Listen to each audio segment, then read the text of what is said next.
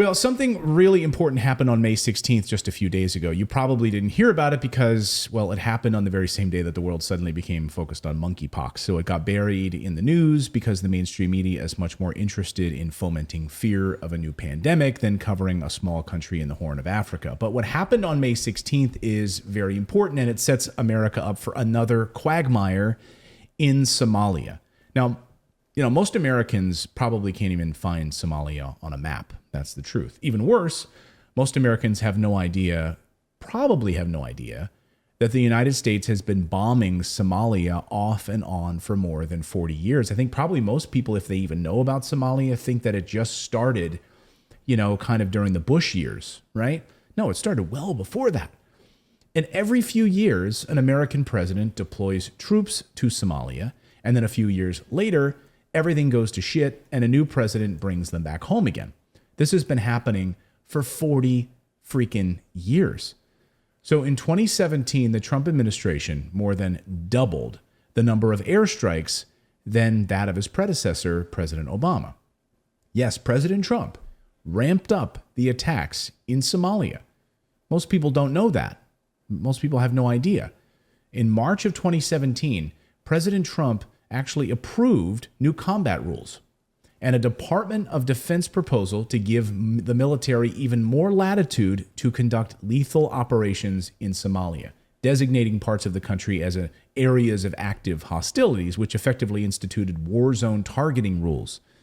Basically, this is amazing. So even though Congress doesn't actually have to formally declare war, they get around it. It's like kind of going around having to actually have Congress formally declare war. Because as you point out, formally declaring war does what? It gives troops the military benefits. It protects your military, for one. It looks bad, sure, but when a war is formally declared, then veterans that survive the war get better treatment than veterans who are not in active combat. Right. So it's more expensive. I don't know that that's the main thing, but it is really too bad that that we are funding a war right now, but it's not active combat. So anyone who is hurt in these regions will not actually be treated as someone who was in active combat. It's not right.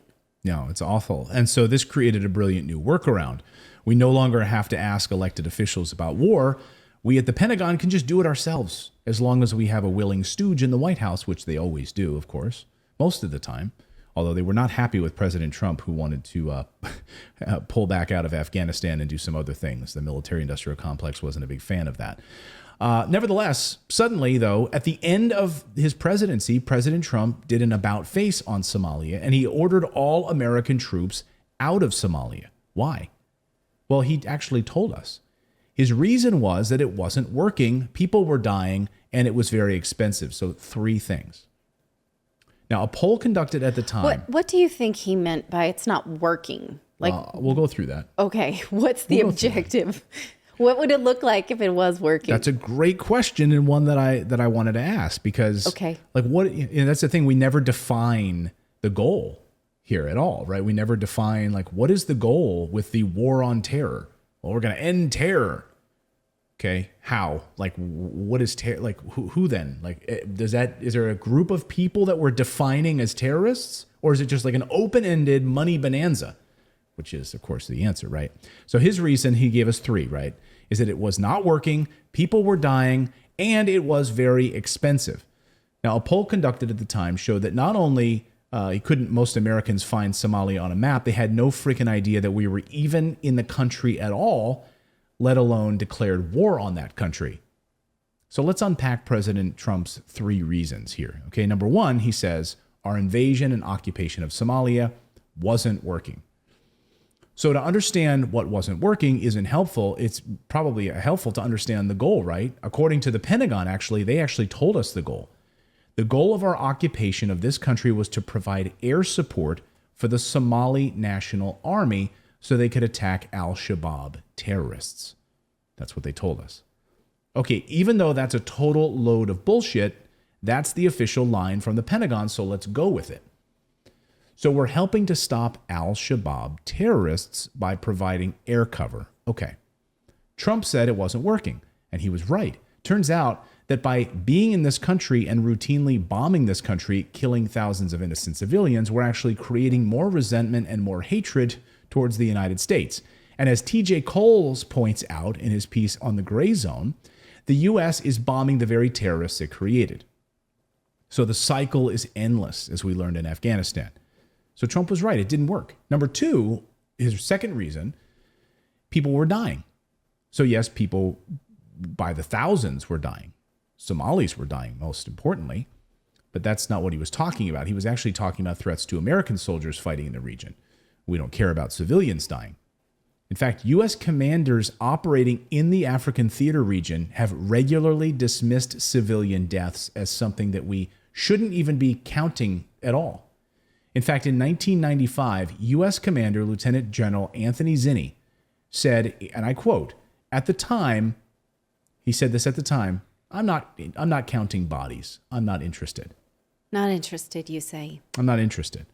I'm not interested in counting these bodies. All right, but Philip would like to say, but aren't the Somalis not aware that we are dropping peace and democracy bombs, not angry war bombs? Shouldn't they be happy? But well, rejoice in that? Well, you talk about this story and you say, well, no, the Somalis wanted us there. They want us to fight. That. They want us there, right? That's the line that you get. Oh, the Somalis wanted us there. They wanted us to go in and take out Al-Shabaab Everybody terrorists. wants bombs in their neighborhood. Sure. That's always the talking point, right? So U.S. Commander Lieutenant General Anthony Zinni said at the time, quote, and let me pull it up here. He said, quote, and this is in the Los Angeles Times, I'm not counting bodies. I'm not interested. Marine Lieutenant General Anthony Zinni, the commander of the operation, said on Friday. This was This was just one of many examples of civilian casualties or just something that went awry in that area. And I'm not interested in finding out how many civilians died. Straight from his mouth. Number three, President Trump said the third reason President Trump gave to leave Somalia was that, quote, it was very expensive. Trump never shied away from spending money. Heck, we saw a huge expansion of the military spending during his time in office. But perhaps spending money on something that doesn't work, when you pair the two of them, that's when you get Trump's attention, I guess.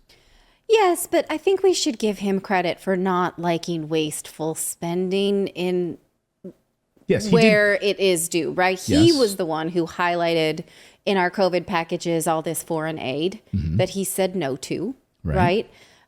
He was the one who, well, there was a lot of things that he pulled back from the World Health Organization because he didn't think that it was right that the United States was overfunding it, right? Right.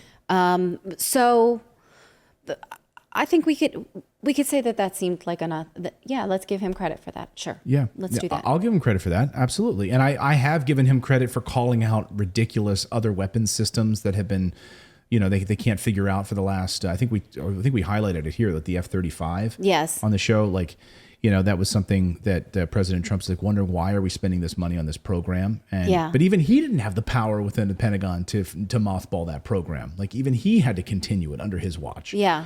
They continued under Obama's watch and under Trump's watch. So yes, he did call stuff out, but he absolutely increased spending, and he did double up the amount of bombing that we were doing in Somalia. So again, we have to be fair in our coverage of this, right?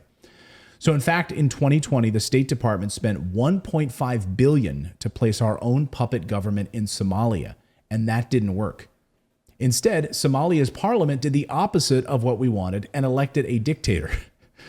Right? So that's exactly what happened. It didn't work, and we decided, okay, well, we're going to have to, I guess, step back now because it really didn't work. Our invasion, bombing, spending spree didn't help matters.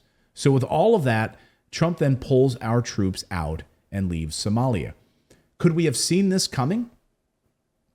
In 1993, when American soldiers were dragged through the streets of Mogadishu, Somalia, and it was broadcast all over the media, famously in Black Hawk Down. Americans started going after IDID, and the situation completely changed. When it was confirmed that IDID generals and supporters and allies were meeting, so Americans decided to come and arrest them. This was an enemy territory, and it all went wrong. Yeah. Just a few kilometers away from. It all went wrong. He actually lived a few kilometers from where this happened. Of course, Black Hawk Down. So could we have seen it coming? They made a movie about it. Mark Bowden wrote a great book about it. Every time we've gone into Somalia, it ends with thousands of people dead and American soldiers killed. Could we have seen it coming? Turns out that yes, we could have seen it coming. So I want to go back to 1987 and show you something interesting. So in 1987, this policy paper was written. This is a policy paper by Peter Schrader and Gerald Rosati. Again, this is 1987. This is called Policy Dilemmas. That's like something my dad would say. This is a policy dilemma. Those darn dilemmas. Those dilemmas. Getting in my way. So it was not a policy dilemma. It was a policy dilemma. And in the Horn of Africa. And the paper lays out specifically what will happen. I'm quoting now. Richard Greenfield, former political advisor to the Somali government for 9 years, warns that the U.S. is headed for a disaster in Somalia. In the paper. We're heading for a disaster if we continue to keep this up. That's 1987. Did President George H.W. Bush listen to that when he sent 28,000 Americans into Somalia? No. Did his son, George W. Bush? No. Bill Clinton only got out because of what happened with Black Hawk Down. So flash forward to last week, May 16th, President Biden suddenly reverses course, announces quietly that we're sending troops back to Somalia. The National Security Council spokeswoman, Andreen Watson at the time, acknowledged the move, saying it would enable, quote, a more effective fight against al-Shabaab. So the United States British military has effectively created al-Qaeda by funding them, using them against the Soviets in Afghanistan. And make no mistake, our mission isn't to stop any terrorists in Somalia. It's all about money and it's all about controlling land. I mean, a policy paper last year actually lays this out in perfect detail. So reading through this policy paper the past few days is amazing. It's called Red Sea Link. And it perfectly describes how Somalia and other strategic areas in the Horn of Africa are being drawn into control by major world powers, all in an effort to control supply routes and the selling of materials. Again, it's all about money. So the argument that we just want to help the Somali people is just utter bullshit. We are all smarter than that. So we're going to just basically keep, permanent counterterrorism smokescreen going in an endless cycle of weapons and blood war, and blood and war in Somalia over and over again. And it's almost like they hope we won't even notice, right? I mean, well, we don't. Well, I guess you're right. I mean, how many people collectively we do not? How many people in our chat right now? We've got tens of thousands of people watching right now on all of our different platforms on Rumble and everything. How many people knew this? I mean, how many people, first of all, knew the history here of Somalia fully, and then knew that we're going back in there again? Know what the mission is? Well, we did put it in the Morning Invest newsletter. So, but I mean, we didn't really have the context of why. It was just, Biden announces sending troops back to Somalia, and no one really asks, right? It's not popular.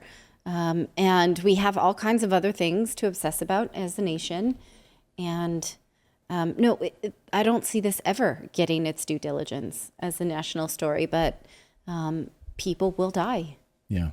So that's Somalia. Once again, we're back, baby. We're back. America's back. On a time, too, when President Biden is in Japan and talking about, well, we're going to defend Taiwan. So we'll do that. We'll start that war. We'll start to provoke Iran again. Oh, by the way, we're going to send billions of dollars in extra weapons to Ukraine. So we'll be fighting 3 wars. And then you have the head of the Navy come out this afternoon saying we cannot fight two sea wars at the same time. Like, we just don't have the capability to do that. So how thinly can you spread ourselves? And North Korea is testing more intercontinental ballistic missiles just today. So we've been warned about that as well. It doesn't feel like a peaceful time in the world to be a human. I just want to commiserate that with everyone who's watching, because, gosh, it's hard. It's so hard right now to know, what do you do with this energy when you're feeling so disgusted by people who are elected leaders, so annoyed that people who are not elected leaders are making choices for other people, and so sad for people who are, hurting, who are dying, who can't. I don't know what to tell you. Thank you so much for subscribing to our channel. We've been banned, we've been blocked, we've been censored. That's why we started our own website, to stay connected with you for free. That's right. So head on over to redacted.inc and make sure you're connected with us. You can sign up again at redacted.inc. not .com.